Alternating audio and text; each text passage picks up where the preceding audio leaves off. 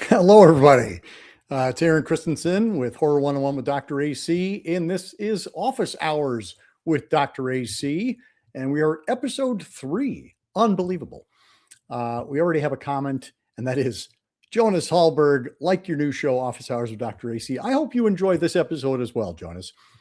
Jonas and I actually had a great conversation this weekend. I'm amazed by technology that we can just suddenly connect with each other as we are doing right now. So thank you so much for tuning in. Speaking of technology, my camera, like 2 minutes before I was supposed to sign in and start the show, decided to just totally crap out on me. And so I had to scramble and get it back in functioning order. This is why live shows make me crazy. And I have so much respect for these people who seemingly can turn on a camera and just chat with it and sound completely normal and convey information and have facts and figures at the top of their head. This is not who I am. I like to have notes. I like to have time to rehearse. And so that's kind of why I decided to do office hours, was so that it would be a way to kind of challenge myself to do things a little more off the cuff, a little more improvisational. And in going back and watching a couple of the other episodes, the first 2 episodes, it's completely mortifying to go and see your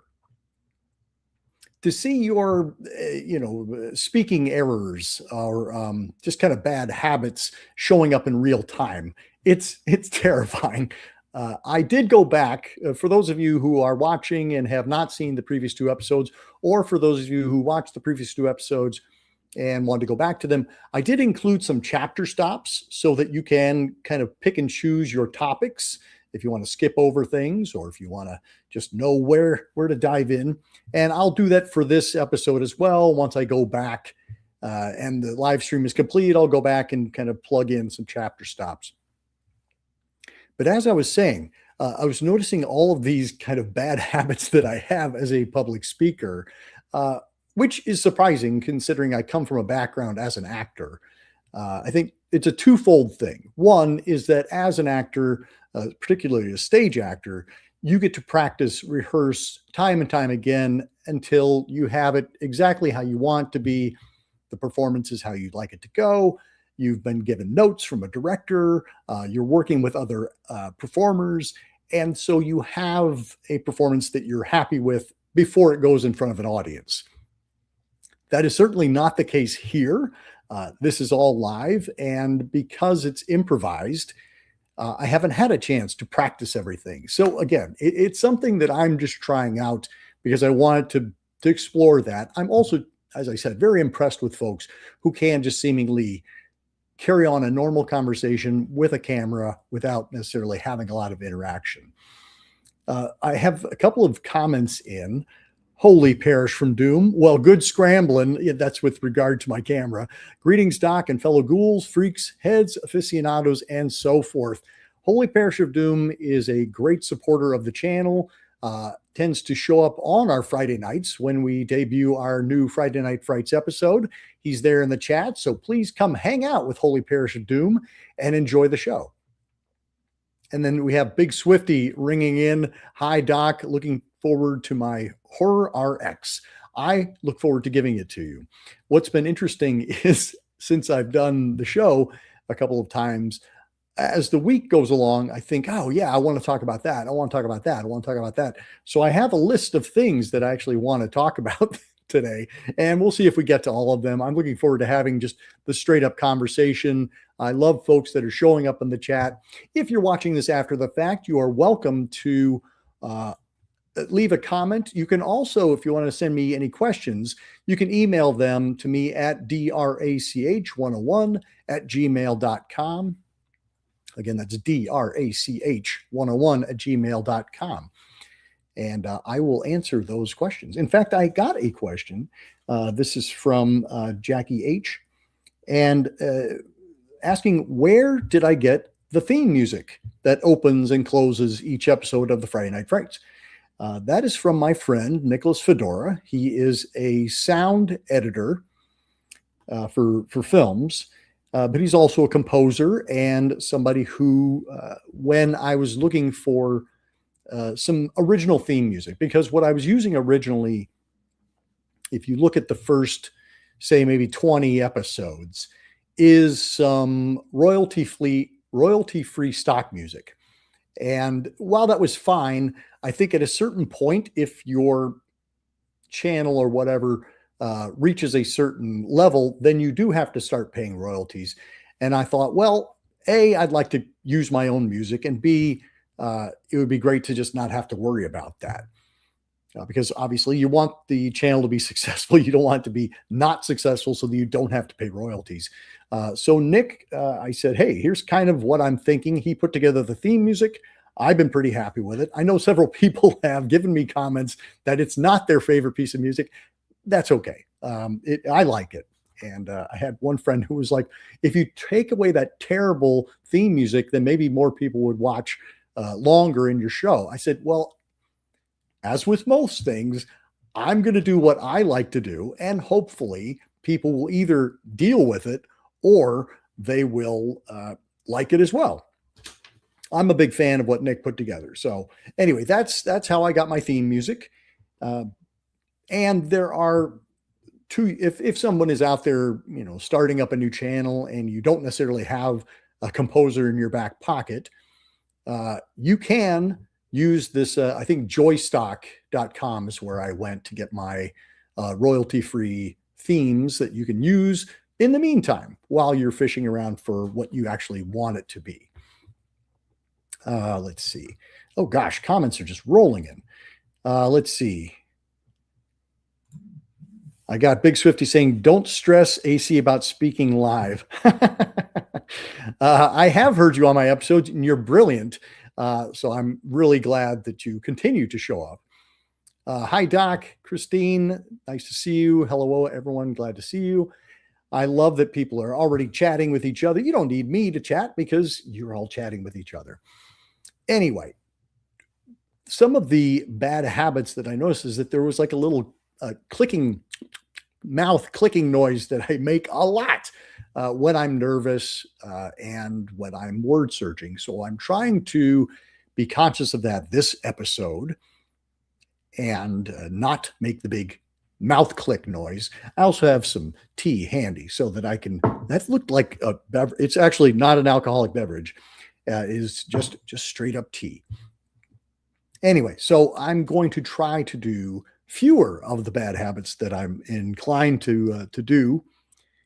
And let's see. Let's talk about what we're going to talk about. So I got a chance to visit the new version of The Running Man, based on the Stephen King / Richard Bachman novel. This one is directed by Edgar Wright, came out last year, stars Glenn Powell and Domingo Coleman. I can't remember which one it is, and Josh Brolin. And I was really looking forward to this one because when the 1987 version with Arnold Schwarzenegger came out, I was kind of appalled by it because I was such a fan of the source material.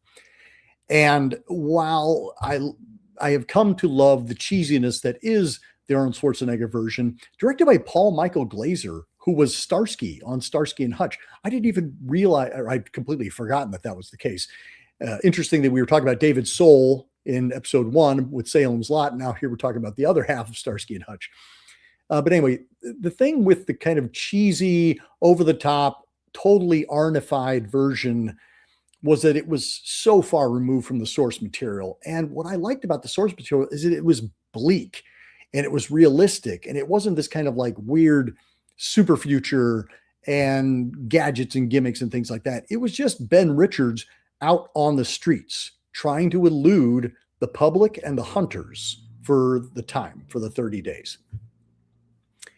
And when I heard that Edgar Wright of Shaun of the Dead and Hot Fuzz, Baby Driver, when I heard he was going to be tackling it, I was like, fantastic. He's going to be doing a faithful adaptation. And When I finally sat down with it, because it kind of came and went from the theaters, nobody really seemed to pay much attention to it. I didn't even know it had come out and it was already gone. But when I sat down with it, it is faithful to the material in every way except in the tone. The plot is very much what the plot of the Richard Bachman novel is. It is Ben Richards. He's out there on the streets. He's trying to survive. He has to mail in videotapes so as to show that he has proof of life. He falls in with people who are willing to help him. He falls in with people who are willing to betray him. And the thing is, it's done kind of as almost like a comedy, which in retrospect, Edgar Wright, that's kind of his stock and trade. But I thought he was going to be going for something darker. I thought Edgar Wright was going to be trying to do something that was dark and bleak and contrary to what his normal MO is. And so in watching it, I was like, wow, I would rather watch the Arnold Schwarzenegger version because it was a more fun movie for me. This one just feels a little weird, and I don't know. There's something about it being gritty and yet completely making fun, or just that kind of heightened quality. So anyway, I went back and watched the Arnold Schwarzenegger one, which I hadn't seen in, I don't know, 40 years. I mean, it came out in 87. So I remember seeing it and just being completely annoyed by it, and went back and watched it. And now I can appreciate it for the Arnified, wacky, over the top, violent, Richard Dawson being the game show host from hell, etc. So anyway, that was the Running Man. I did a Running Man double feature, and I would say for fans of the Arnie, I apologize for all the years I was throwing shade at it, but it just was what it was. Holy Pear says, yes, I wasn't even aware of the recent adaptation. It's okay. You didn't miss anything. And Christine says she watched the Arnold one, haven't seen the new one. Again, it's unfortunate. I wanted it to be, and now we're going to have to wait another 40 years for somebody to do an actual bleak, gritty version of the Running Man, but I suspect it will come at some point. So that was the Running Man. And then online, I watched via Shudder, I watched 1,000 Women of Horror, or 1,000 Women in Horror, which is a new doc from the now debuting on Shudder. It is directed by Donna Davies, and it's written by Alexandra Heller Nicholas, who you might remember from last episode. She shows up in Chain Reactions. She also does the commentary for the Hitcher Blu-ray that I was watching. So Alexandra Heller Nicholas is showing up a lot in my life, and I'm not sad about it because she is one smart cookie. 1,000 Women in Horror is a new documentary that is based on the book by Alexandra Heller Nicholas. Alexandra Heller Nicholas, I love just saying her name, appears as a talking head in the documentary along with Toby Poser of the Addams Family, Jen Wexler, Keira LaJanice, Mary Herron, the director of American Psycho, Maddie Doe, Brea Grant. So a lot of cool women showing up and talking about women appearing through horror. Now, my friend John Kitley and I actually did a presentation at our local library a couple of years back talking about women in horror. And we talked about iconic iconic female horror characters, famous actresses and directors and screenwriters. And in the process, we were learning so much because I think it wouldn't be unkind to say it's been a man's game. Horror films have been kind of a man's game for a while. I would say cinema has been a man's game for a while, but that's not to say there haven't been great films and great women involved and making a difference when it comes to horror. If you look back at like the early days of cinema, it was almost all women. Like women were making so many of these movies, and like so many things in history, they've been kind of erased. So nowadays, it's great to see women starting to do more films, doing more things from a screenwriting aspect or a directing aspect or just bringing the kind of the female experience to it. That's what this documentary is about. It's kind of celebrating these women in horror and talking about how it's not just for boys. It is actually, there's a lot of women out there who are huge horror fans, and I'm thrilled to have had quite a few of them on the show already. Anyway, so I do recommend people check out 1000 Women in Horror on Shudder. There were actually 2 movies that I later came to watch because of that documentary. I was recognizing a lot of the movies that came up. And I will say the one thing, if I have a quibble, it's that I wish they had done a limited series of this. It feels like, yes, they got a lot of information in the hour and 40 minutes or whatever the running time is. But when you have this fertile of ground, when you have a title like 1000 Women in Horror, obviously you're not going to get to talk about 1000 women in horror. And I would have been down for that. I would have been very excited to see them dig in and do a 6-hour or an 8-hour kind of limited series where we really are talking about the 1000 women in horror that are referenced in Heller Nicholas's book. But considering the fact that they did a really solid job, it doesn't feel like it's coming up short. And I think that's a real testament to the work done by Donna Davies and the screenplay by Alexander Heller Nicholas. So highly recommend it. Go check it out. I have a couple of comments. Let's go ahead and drop those in really quick. Dugout Total Recall. Yes, it is fun. And that's one I do think holds up quite well. I did a Paul Verhoeven festival a few years back, and that one came up, and I was like, well, okay, this is actually wild, and I can't believe that they let him do the kind of things he did. Dr. Morbius. Oh, hello, Dr. Morbius. Good to see you. I want to schedule a film festival of horror movies by women called The Monstrous Feminine. Get on it. I will attend. Holy Parish of Doom says yes. 1000 Women in Horror, The Invitation, and Hellbender. Both of those are fantastic. Hellbender being from the Addams Family, of which Toby Poser is a prominent figure.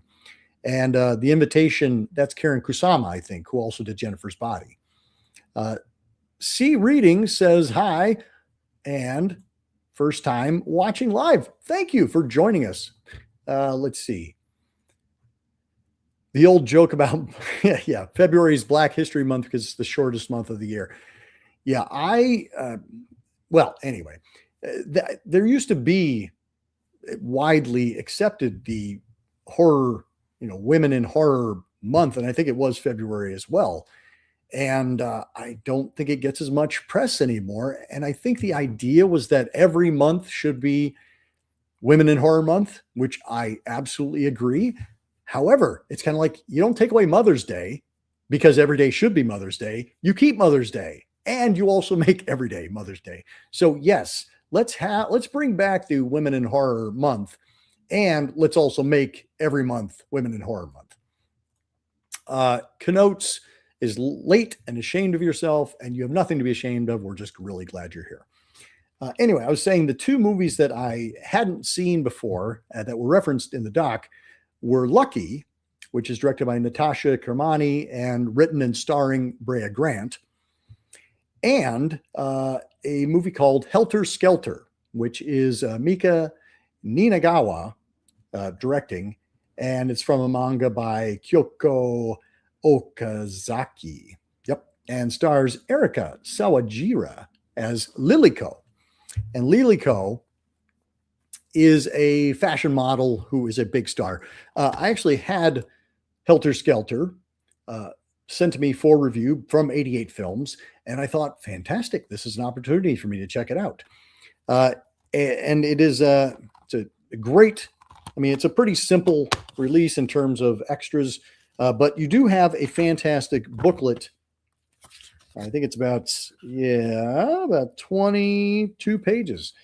So one of the things, I'm not the biggest expert on Asian cinema.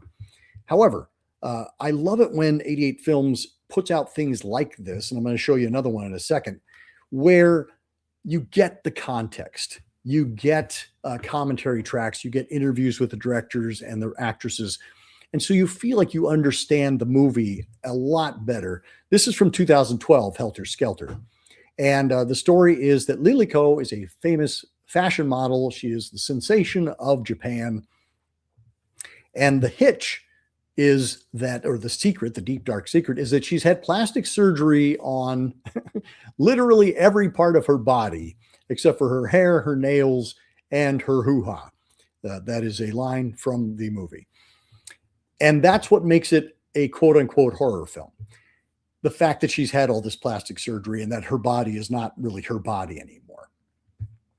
As I was watching, that element aside, this is not really a horror film. It is a story about horrible things that are happening and horrible people committing horrible things. But in terms of the intention of the filmmaker, it never feels like it's there to shock and horrify. And so it is that question of, gosh, is this actually a horror film or not? I'm not sure. It is, however, a really beautiful movie, and our director Mika Ninagawa started off as a stills photographer, and so every one of these frames is just gorgeous. She has such a gift with color. When you see the images from this film, Helter Skelter, in the documentary 1,000 Women in Horror, you'll be like, wow, what is that? Which was absolutely my reaction. So I was really thrilled to be able to have instant access to it.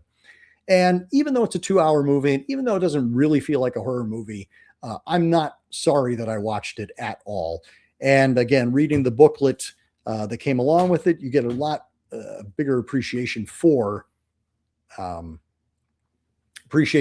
everything that went into making it, and the commentary. Obviously, there's a lot of social commentary being made about how women are held to a beauty myth and a beauty standard that is often enforced by other women.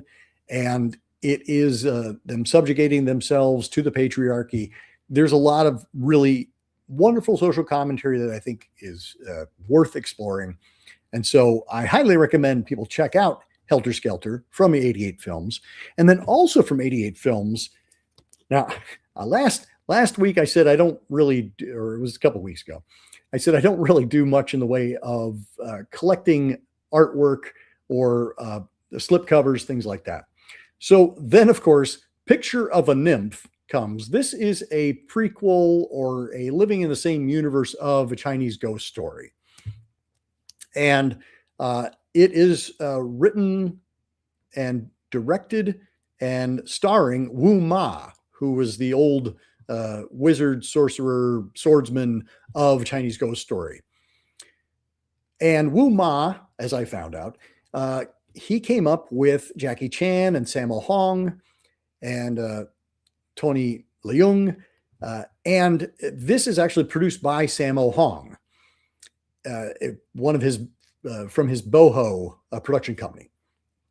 Anyway, and it's a perfectly serviceable movie. If you like Chinese ghost story, you'll probably like Picture of a Nymph. But I also just want to show you this packaging, again, from 88 Films. Slipcover. You got this nice cardboard sleeve. You have little poster art that comes with it. You have the disc itself. And then you have a 26-page booklet that comes with it. And again, I'm not a huge Asian horror or Asian action. I don't know a lot about Hong Kong's output. I know the big names, kind of like Jackie Chan and Sammo Hung and things like that. But boy, you get four fantastic essays along with this package, and suddenly you get so much context for where this movie came from, how it happened. It is so great to be able to just walk into a movie cold, know nothing about it, and by the end of kind of devouring the entire package of extras, be they two commentary tracks, there are interviews, there's these 4 essays in the booklet, suddenly you feel like, yes, I can appreciate the movie that I just watched so much more. I just don't feel like anybody can ever just get everything they want from a single viewing of a movie, especially if it's something, fresh like this. Uh, you get to Joey Wong, and Joey Wong was the star of Chinese Ghost Story, and to see her show up again is always exciting and fun. Yin Bao, who is also a contemporary of Jackie Chan and Sammo Hong. It's just it's a great dive into that kind of wire fu and ancient sorcery, and just kind of that whole wave that was sparked by the success of the Chinese Ghost Story movies. I'm going to scroll back through some of these comments. Let's see. Mother's Day should also be Mary Shelley Day. I agree. Jonas Hallberg, who always is asking me, have I seen movies that I haven't seen yet? I have not seen the Dario Argento documentary Panico. It is on my list. And now, having been prompted by you, Jonas, I'd probably be checking it out very soon. Lucky is really good. I agree. Lucky is really good. I'll be talking about that a little bit more in a second. Christine loved Helter Skelter and needs to watch 1,000 Women of Horror. The Ship of Theseus, the movie. I don't know what the context is for that comment, so please enlighten me, Dr. Morbius. Oh boy, the Japanese horror film Bloody Muscle Bodybuilder in Hell. If you haven't seen this movie already, it is the Japanese Evil Dead, and it is incredible. You have to watch this movie. I was completely blown away, and again, it kind of just came out of nowhere. Tubi is a gem. I agree. Dagon was incredible, also on Tubi. And yes, if Tubi had been around when we were all younger, it would have been very different. That kind of instant access, instead of having to wait for your Saturday night, creature features or whatever. And I apologize if you're hearing the honking outside my window. Nothing I can do about that. If you replace everything but the hoo-ha, it's still the same person. I don't know the answer. Therein is one more question that Helter Skelter asks us. And Big Swifty and Jonas, they know each other from Academia Giallo. So yes, anyway. And then the other movie, Lucky, which is written by Brea Grant, who stars, and Natasha Kermani is directing. So Lucky, basically the premise is a young woman, May, married, and she and her husband have an intruder break in on them one night. And the husband says something very curious. He says, yes, it's the man who breaks in every night. And May is like, what are you talking about? This is the first time this is happening. Well, as the movie goes on, the man does in fact break in every night, and her husband disappears because he doesn't want to fight, and suddenly is just kind of gone. And we talked about social commentary for Helter Skelter. There's oodles of social commentary to be found in Lucky. And I think it's a nice companion piece to the movie Men, where you have a character played by Jesse Buckley, who every single man in her life is played by the same actor, whether they're pub patrons or the Reverend or her husband or whomever. It is pretty incredible. So I recommend people check out Lucky. It's streaming on Shudder right now, and it does appear in the 1,000 Women of Horror documentary, and you get to have Brea Grant kind of weighing in as why she wrote the movie and wanted to appear in it. Let's see. Sorry, dead air is not the best thing in the world. I just want to make sure that I've talked about the movies that I want to talk about. I got one more thing was that I hadn't mentioned this in the past. If you're not following on social media, you can. You can find us on Facebook and Instagram, Horror 101 with Dr. AC. But when this came out last year, the Toxic Avenger reboot, which was, I would say, relatively successful. I don't think it's a patch on the original 1984, but fans of the show will remember that my puppet pals, Barry Under Your Bed, Lucy Ball, and Chad the Bird, we all did a panel on the Toxic Avenger, 40 years of the Toxic Avenger. Well, as fate would have it, some person at Cineverse who put out the Toxic Avenger, distributed it, reached out and said, hey, that panel you did on the Toxic Avenger, can we include that as a special feature on our Blu-ray release? And I said, yes, you can. And they said, great. We want you to trim it down to about 15 minutes. Well, this is an hour and 15-minute show. So I spent a goodly portion of my summer last year trimming this thing down, shoring it up, making it suitable for public consumption on a mass-released disc. But the good news is it is, in fact, right there as part of the extras, Horror 101 with Dr. AC and celebrating 40 years of the Toxic Avenger. That was super cool. And, if you talk about, cool packaging, you got that. This is the Steelbook edition. And then the entire, the feature version, the hour and 15-minute version, is also streaming on Screambox. So if you're a Screambox subscriber, you can watch the whole episode. Of course, if you're already here on YouTube, you can watch the whole episode right here on YouTube, the Dr. AC channel. Let's see. Men reminded me of Spider, the Cronenberg film. I would need to see Spider again to actually make that comparison because I've only seen it the one time. And what I remember was, wow, I wish I had subtitles because I couldn't understand 90% of what Ray Fiennes was saying. So I do need to go back and give that movie another chance. Anyway, talking about social commentary. And anyway, talking about social commentary.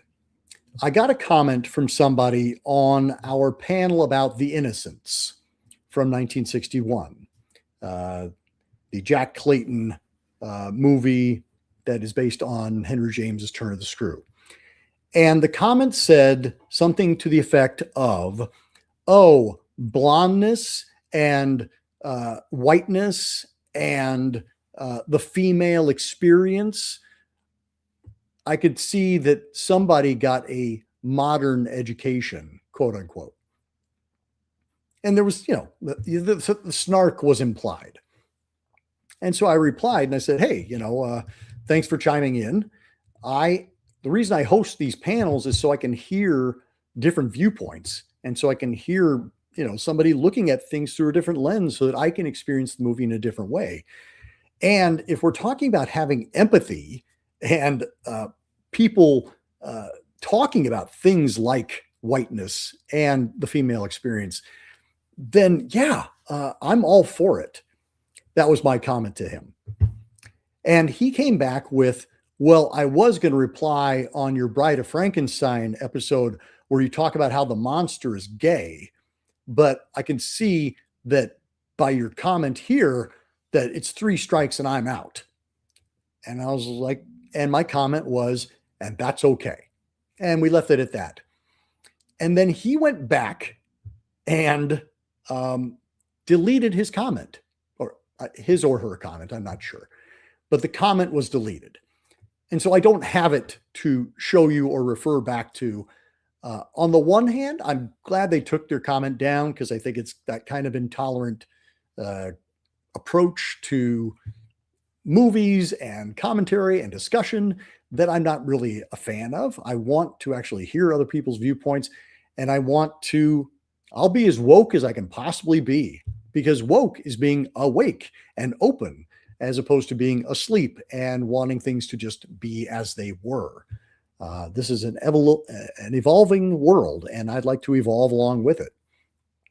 So anyway, it was just an interesting, it was the first time I kind of experienced negative comments. I've been thankful and lucky, I guess, in that way, that people seem to come to the show with an open mind, an open heart, and a generally positive attitude. And here, I was like, I'm going to have this negative comment and I'm going to have discourse with it. I'm not going to apologize for speaking in a way that feels empathetic. And I'm not sure when empathy became a bad word or a soft word or something that indicates a weakness. But guess what? Empathy is strength. And I think taking the time to imagine the world from somebody else's viewpoint is such a valuable thing to do. I think if more people were to do that, were to take the time to imagine the world from somebody else's viewpoint, they probably wouldn't do a lot of the crappy things they do. Or maybe they would. They'd recognize that, oh gosh, we've been really shitty. We better just keep being shitty to cover up for it. So again, I embrace people's comments. I'm not going to let garbage just sit there and fester. I'm going to address it. And I appreciate everybody who has been so positive throughout. And the past 3 years, the fact that this is my first really kind of negative comment, I think that speaks well of the people that we're attracting to the channel. So if you're here, thank you for being part of that. And feel free to chime in if somebody says something that doesn't feel, I don't know, open and accessible. If they're coming at you with negativity, I would say respond to it with positivity and say, hey, you know what? I hope you stick around. I hope you learn something, because if you look at my panels, I'm going to have a variety of people. It's not going to be a whole bunch of people that look like me and perhaps not like you either. Anyway, I said we had a great conversation with Jonas. Jonas is from Sweden. And again, I'm amazed by technology, even though my microphone crapped out or my camera crapped out at the beginning. I'm amazed by technology. The fact that I'm able to have a conversation with somebody in Sweden just because we decided to, that's pretty cool. On the other hand, this weekend, I was supposed to be chatting with my friend Gert over in Belgium, and he could not get his internet to cooperate. And so, we had our panel all set up, and we tried desperately to get him on for 15 minutes, and we finally had to just go on without him. This is, again, one of my fears of the whole live show experience is I like being able to take the time to kind of fix things if we need to. I was bummed out. I was really bummed out that Gert was not able to join us, because he is somebody who's been an integral part of the Horror 101 experience thus far. I said last week that, he creates all the thumbnails for all the Friday Night Frights shows. He's been on numerous episodes. He was, the first person who kind of tried out a test run to see if this was even doable. But anyway, I appreciate Gert, and I'm sorry you weren't able to join us this weekend for the Hitcher panel. But that episode will be going up in the next couple weeks, and it was a really great conversation. And much like I was just talking about, I got to see the Hitcher through a completely different lens that I had experienced, which was pretty cool to just have other people bringing their experiences and bringing their thoughts. Super, super cool. Kenote says, insanely cool you guys made on the extra features for Toxie. Believe me, when that phone or that email came through, I was pretty knocked out. So thank you. It was exciting, and I think it turned out pretty well. It's amazing how people can accept of using opposing vantage points. Moonman, I couldn't agree more. But that's what we're here to do. Unfortunately, a bigger platform means bigger headaches. Well, luckily, I'm still a pretty small fry, so I like it that I can keep the cool people that I got. For years, I filtered my channel's comments. I'm not giving haters an opportunity to espouse their negativity. That is true, Holy Parish of Doom. I probably, if something was really toxic, I would just say, I would respond to it so that they could see that I responded to it, and then probably delete it. We shall see. We'll see how toxic things get as time goes on. Christine says, almost no one has the capacity to keep an open mind anymore, let alone their attention span getting so much shorter. I wish they wouldn't hate movies just because they do not understand them. I think people, they have an attachment to movies. I remember this was an experience, again, with Bride of Frankenstein, where the theory was floated that James Whale may have been inserting little nods to gay lifestyle. And I think now it's really hard to unsee that. But growing up, watching Bride of Frankenstein, that never occurred to me. And that's what I love about a great horror movie is that it can give you the opportunity to bring yourself to it. You're going to see it through whatever lens you are coming from.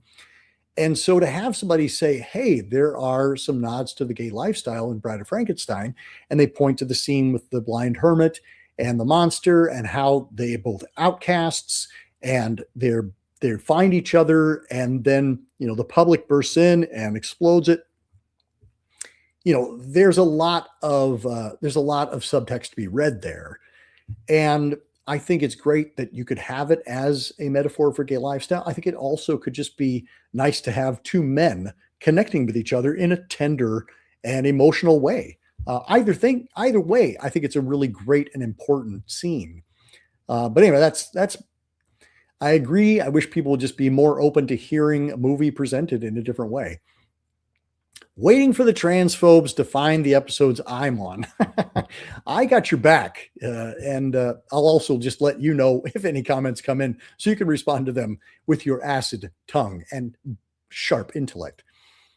Negative comments, I will stay positive, but if you'd like, we can go full Baskin on. You know what? I like that I've got this group, this posse here that will just happily go nuts for me. So thank you. Live with technical issues. That was my podcast life for a couple months. Yeah, I'm not a fan. Although I'm working on this Friday. What day is that? That will be the 17th, Friday the 17th. We will be premiering our 1981 slashers episode, part 1. We're covering 10 big time slashers from 1981, and a few months from now, we'll be covering the second half, which will be some second tier slashers from 1981. But anyway, we had some hilarious tech issues on that, and I would like to put together kind of a blooper reel to share, because so much of the hilarity is going to end up on the cutting room floor just because we're all just talking smack to each other and not really moving the conversation along. But it was a lot of fun, and it was a nice way to kind of put a silver lining on some pretty stressful tech issues. The country's unfortunately been besieged by a bunch of young Archie bunkers. I wish people would go back and watch All in the Family and realize that Archie Bunker was not the good guy. He was a joke, and it was meant to be a joke. Everybody else seemed to know he was a joke. But now people would be like, what a guy, a hero. I love that guy. I agree with you. It's great. I agree, Jonas. It was great having a conversation. And again, how cool that you could just flip on your computer and lo, here we are. Always found real horror fans to embrace the outsider, not attack the outsider.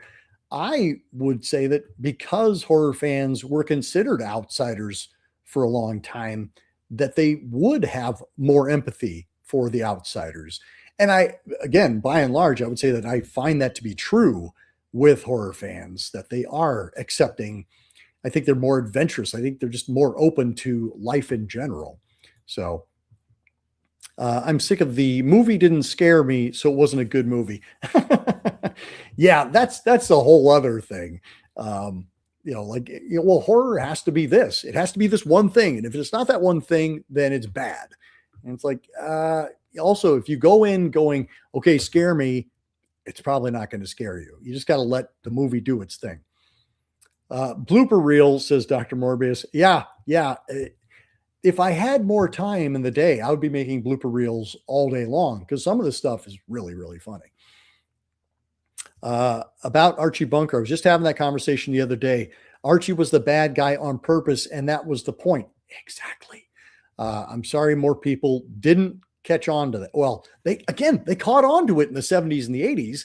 It wasn't lost on people. I feel like now we've lost sight of satire.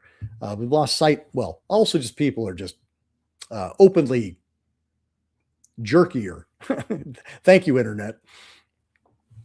Anyway, so yes, please do check out the Slash of 1981 episode this Friday. It's going to be a massive, probably 2-hour episode. We're covering a ton of movies. I think you'll dig it. And Oh, I wanted to throw out a book recommendation. I recently read The Future Was Now by Chris Nashawati. Chris Nashawati used to write for Entertainment Weekly, and he talks about the summer of sci-fi, which was 1982. So, for those of us who are around, uh, you may recall such titles as Star Trek II, The Wrath of Khan, E.T. the Extraterrestrial, The Thing, John Carpenter, Tron, Conan the Barbarian, Blade Runner, Mad Max 2, The Road Warrior, and Poltergeist. All of those movies came out within maybe like 3 months of each other. I'm going to those titles again: Star Trek II, Wrath of Khan, E.T. the Extraterrestrial, John Carpenter's The Thing, Tron, Conan the Barbarian, Blade Runner, Road Warrior, and Poltergeist. All of them have gone on to just be classics, right? But some of them, like Blade Runner and John Carpenter's The Thing, people didn't know what to do with. People openly despised John Carpenter's The Thing, at least from a critical standpoint, and audiences stayed away in droves. And now it's part of the National Film Archives. So just goes to show you, if you make a good movie, eventually the audience will find it. But anyway, this book, The Future Was Now, Chris Nashtawati gives us context for all of the players. You know, talks about Spielberg, how he was working on E.T., he was and also working on Poltergeist, how John Carpenter was coming off of Escape from New York. Conan the Barbarian, Arnold Schwarzenegger was not really a known quantity outside of bodybuilding. He had not done The Terminator yet. You know, like, this is 82. This is 2 years before The Terminator. But Conan the Barbarian gave him his first big starring role, and it was a huge hit and kind of launched him so that he could be the lead in The Terminator. Star Trek II turned around, you know, after Star Trek the Motion Picture was roundly, I think people were disappointed, to put it lightly. And Star Trek II said, this is what a Star Trek movie could be, and basically gave the franchise we wouldn't have a Star Trek franchise, a movie franchise, if not for Star Trek II, Wrath of Khan. The Thing, go check out our episode if you want to just hear us waxing rhapsodic about that. I just recently revisited Blade Runner. What an amazing visual movie. Plus, seeing Rutger Hauer in that and seeing him in The Hitcher, what an amazing talent. The Road Warrior, holy crap. What's funny is that if you watch Fury Road and then you go back and watch The Road Warrior, you're like, wow, I guess that's pretty good, because Fury Road is so insane. But again, we wouldn't have Fury Road if we didn't have The Road Warrior. And then Poltergeist, obviously, you've got Tobe Hooper, Steven Spielberg, Tobe Hooper bringing a certain sensibility, but you've got a heavy hand of Steven Spielberg. The reason he could not direct Poltergeist, which he wanted to do, but because the Directors Guild said you can't be directing two movies at the same time, so he gave the gig to Tobe Hooper, but then also showed up and was a very hands-on producer, a la Howard Hawks on the original Thing from Another World. So highly recommend checking that book out. And I'll throw out another do-gooder thing you can do. Instead of buying off Amazon, because really, Jeff Bezos does not need any more of your money. Y'all did fine. He's doing just great. So some of the alternatives to Amazon, in addition to checking the books out from your local library or going to your local library and asking them to request it so it can be on their shelves, that's a great way to get a book for free.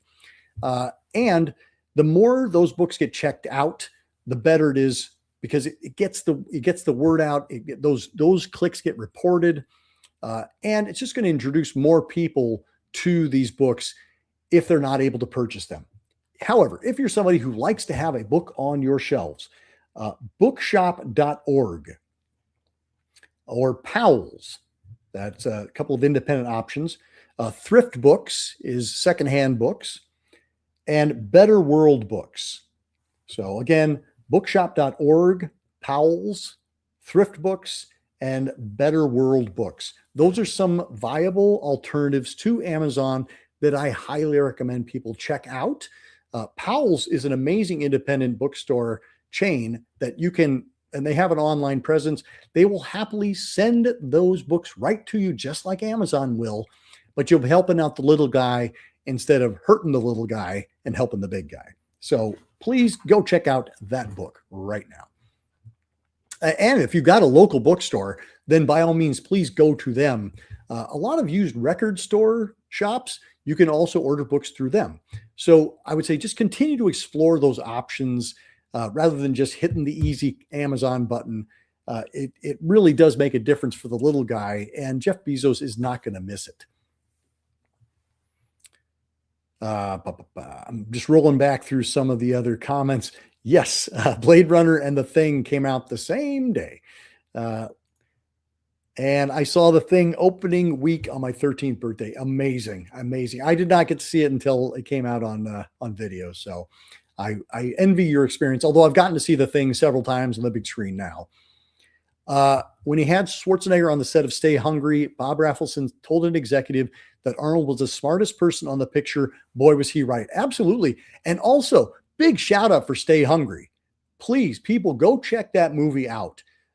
It not only does it offer a really great performance from Arnold Schwarzenegger and Jeff Bridges, but there's an amazing fight scene. As somebody who works in a gym, you have Jeff Bridges, and I am blanking on his name right now. It'll come to me, but he's the guy, the terrible guy in Evil Speak. Wow, a bald, gruff voice. I cannot believe I can't remember his name right now. He's also in Race with the Devil. Somebody in the comments will help me out, I'm sure. But anyway, the fight between him and Jeff Bridges in a gym is incredible. Could not recommend that more, because it looked like people were genuinely on the verge of getting hurt. 1979, the year of the vampire movie. Actually, yes, 100%. And please go check out our episode on the vampires of 1979, and then the Euro horror ones from 1971, which Big Swifty was a guest on. Bookshop benefits a local bookstore of your choice, by the way. Absolutely. Bookshop.org. They are out there helping out your local bookstores, and you can call your local bookstore to order it for you. Exactly. My local comic book store will order books for you. Warren Oates. It's not Warren Oates. It is oh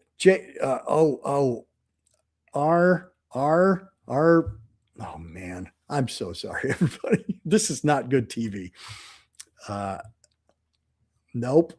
RG Armstrong. Whew, I did all by myself. Aren't you proud of me, Mom? RG Armstrong. See, now, if this was not a live show, I would go back and cut that out. You wouldn't have to watch me floundering, but I don't know. Maybe that's good entertainment. I hope so. I got another question. We were talking last week about the monetization thing. Let me take Warren Oates down. We were talking about the monetization thing, and somebody asked, have I ever considered Patreon?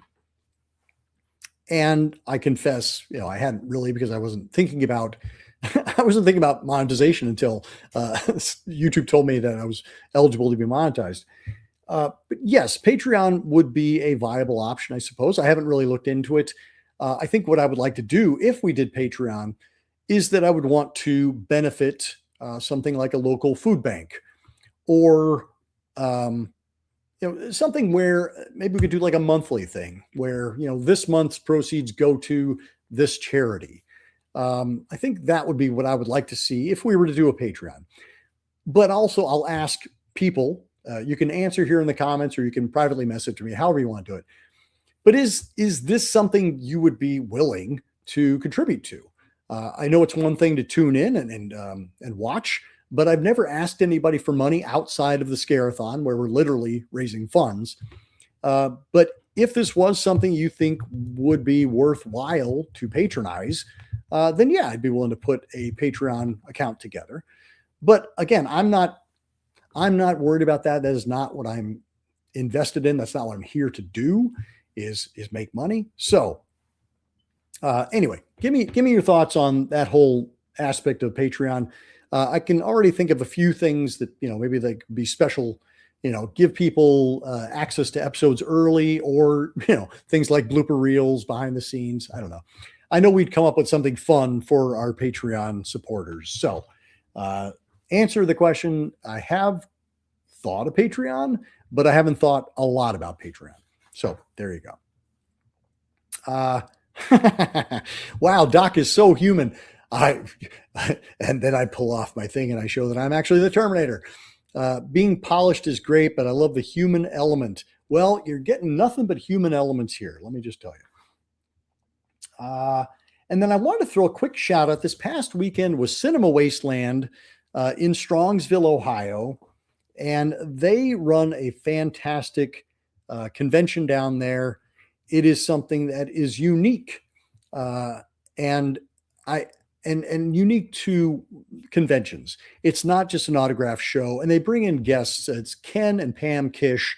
They have been, I think it's almost 20 years now, if not longer. But Cinema Wasteland, they have gone from doing 2 shows a year, April and October, to just doing 1 show a year. So this was their one big show in April. And who knows how much longer Cinema Wasteland will continue. The fact that they're cutting down from 2 shows to 1 show, I know that this is a very special convention for a lot of people. And so I just wanted to say on the air, thank you, Ken and Pam, for giving us Cinema Wasteland. And everybody who was at Cinema Wasteland this weekend, I'm sorry I wasn't able to join you. Hope everybody had an amazing time. Cool. We are coming down toward the end of the show. Let's see if there's any other comments.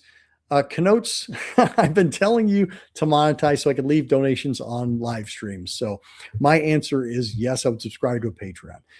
Thank you, Connotes. That is very kind. I'm all fluttery inside. I mean that. I'm kind of embarrassed to have even brought up the subject of money. But I figured I should, since somebody took the time to ask me a question in email. I figured, well, I'll actually address that. And then the last thing I wanted to just kind of share before we wrap up was that thanks to everybody for stopping by the posts tab this year. I keep saying this year. Last week, I said, hey, just remember there is a posts tab on the Horror 101 with Dr. AC channel. And this week's question was about movies that take place in mental asylums. And I threw out some, 4 movies that you could vote on. And we got 113 votes, which is far and away the most votes we've ever gotten. So thanks to everybody for participating. I will be posting something on tomorrow, on Wednesday, and it will be about either Dagon or From Beyond, the 2 Stuart Gordon H.P. Lovecraft adaptations that we did this past Friday. So that's what we'll be talking about. Or I'll either have a quiz or a poll or something tomorrow. So please keep stopping by the posts and maybe scroll through a few more and see if there's some other quizzes you want to answer or polls you want to respond to, etc. And I'm getting big heart emoji from Christine. So thanks. I'll take that. We are just about to wrap up. Thank you all so much. This has been just delightful. And I'm going to go back and see how many times I made my mouth clicky noise and how many times I said, I already know there's a huge, where I was trying to remember R.G. Armstrong's name, that I will wish that I could clip out, and I will never be able to. This is my greatest nightmare right here, and I get to experience it in front of you. So thank you all for watching. Jonas says, bye, everyone. And again, go out there, do some good. Pick up that book, pick up somebody else's book, buy a movie, and avoid Amazon. You heard me, Jeff. I'm coming for you. Office hours are now closed.